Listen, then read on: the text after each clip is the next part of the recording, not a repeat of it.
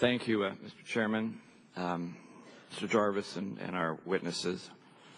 I don't know whether it was on purpose or whether it just happens to appear that way, but it seems to be our policy towards our public lands has been vindictive and petty and politicized. I wonder why the cooperation of the 90s does not exist.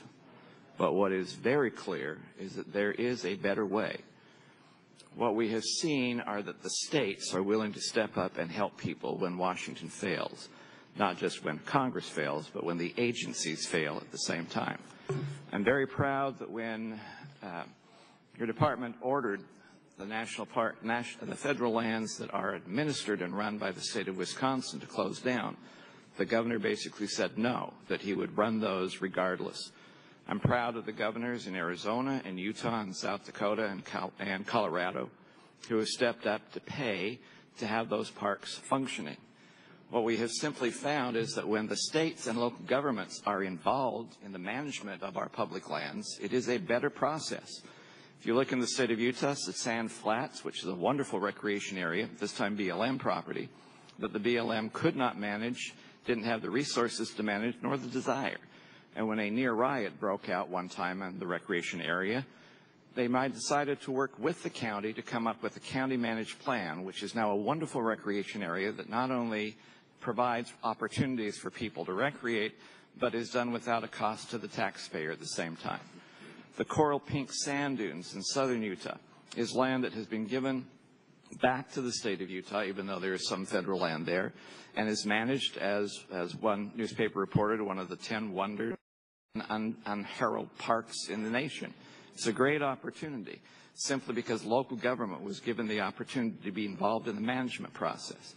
In our hearings, we've already shown how the forests in Idaho and Washington on state land are far more productive, have far less wildfires, and are much healthier than the federal land that is right next door.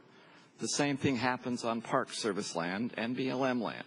And what we need to realize is that this shutdown has illustrated there is a better way, and that better way is the involvement of state and local governments in the management of our public lands, so that this kind of situation does not necessarily have to happen. And what we need is to look forward in that. What I find as so frustrating, though, in due respect, is that this situation in which we find ourselves is not necessarily unique to the shutdown.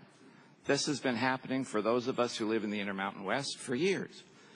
When the Park Service harms outfitters and guides by insisting that their insurance payments have to go up from a $1 to a $5 million policy, prohibiting them from doing issue.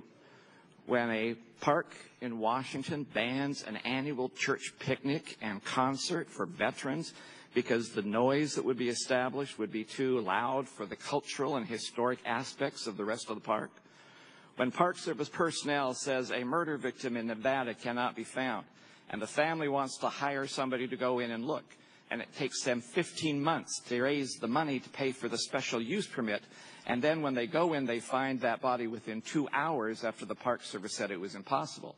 Or an Air Force staff sergeant who was drowned at that same park. And the Park Service refuses to allow a private company that is an expert in underwater recovery to go in and find the body. It takes 10 months for the family to finally get a lawyer and go to court. And then when it's allowed, that body in a matter of days. When on a wild and scenic recreation river, the Park Service decides to ban all sorts of paddling and oars, so that and obviously electronic motors, so the only thing you can do for recreation, I guess, is fish watching.